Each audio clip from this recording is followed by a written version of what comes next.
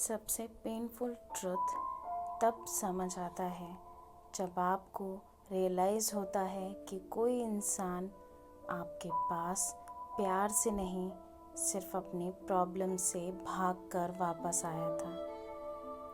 कुछ दिनों बाद उसके हस्बैंड की बातें फिर से बढ़ने लगी थी। कभी उसकी आवाज़ सॉफ्ट होती, कभी वो अजीब सी बेचैनी में बात करता। वो कहने लगा कि वो वहाँ ठीक से नहीं रह पा रहा, उसे वापस आना है। और सखी ने वही माना जो एक इमोशनल और डीपली अटैच्ड लड़की यूजुअली मान लेती है। शायद उसे रियलाइज़ हो गया होगा कि वो सखी के बिना नहीं रह सकता। लव मैरिज में लड़कियां अक्सर इसी होप पर टिक जाती हैं कि चाहे कितनी प्रॉब्लम्स आ जाएं, उनका पार्टनर उनसे इमोशनली दूर नहीं रह पाएगा। और शायद इसी होप ने सखी को बिना ज़्यादा क्वेश्चंस किए उससे दोबारा एक्सेप्ट करना पर मजबूर कर दिया। उसने फिर से ट्रस्ट कर लिया, फिर से नॉर्मलिटी क्रिएट करने की कोशिश की। लेकिन उसके बाद जो ट्रुथ सामने आया, उसने सखी के अंदर कुछ परमानेंटली तोड़ दिया।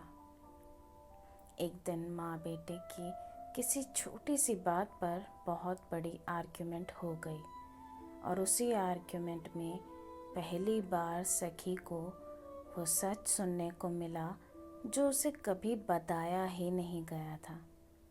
उसे पता चला कि उसका हस्बैंड पहले ही अपनी माँ से प्रॉमिस कर चुका था कि अगर सखी साथ आई तो ठीक, वरना वो उसे छोड़कर परमानेंटली अपनी माँ के पास आ जाएगा। मतलब डिसीज़न पहले ही ले लिया जा चुका था, बस सखी को अंधेरे में रख कर गया था। और जब उसकी सास ने फ़ोन पर ये बातें डायरेक्टली बोली, तब सखी को पहली बार रियलाइज़ हुआ कि जिस दिन वो उसे छोड़ कर गया था, वो टेम्परेरी डिस्टेंस नहीं था, वो इमोशनली ऑलरेडी जा चुका था। और सबसे पेनफुल रियलाइजेशन ये था कि उसका वापस आना भी प्यार की वजह से नहीं था, बल्कि इसीलिए था क्योंकि जिस घर में वो रह रहा था, वहाँ उसके बड़े भाई की गर्लफ्रेंड भी थी जिससे उसका पुराना कन्फ्लिक्ट था।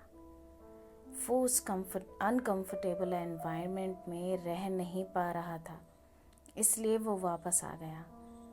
और उस मोमेंट सखी को पहली बार जेन्युइनली फील हुआ कि कभी कभी इंसान आपसे प्यार की वजह से अटैच्ड नहीं रहता, वो सिर्फ आपको इमोशनल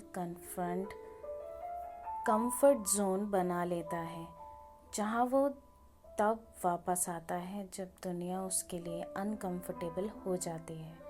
और शायद वही रियलाइजेशन सखी की इमोशनल इनोसेंस का एक्चुअल एंड था। मुझे लगा वो मेरे पास वापस आया क्योंकि उसे मेरी ज़रूरत थी, पर सच ये था कि उसे बस कहीं और रहना मुश्किल लग रहा था। उसने डिसीज़न क्लैरिटी से नहीं, सिचुएशंस की कन्वीनियंस से लिया। कभी कभी लोग आपसे प्यार की वजह से नहीं जुड़े रहते, वो सिर्फ आपको इमोशनली सेफ ऑप्शन बना कर रखते हैं। जब कोई इंसान आपको सिर्फ तब चूज़ करे जब उसके पास और कंफर्टेबल ऑप्शन ना हो, तो वो लव नहीं, इमोशनल कन्वीनियंस होती है।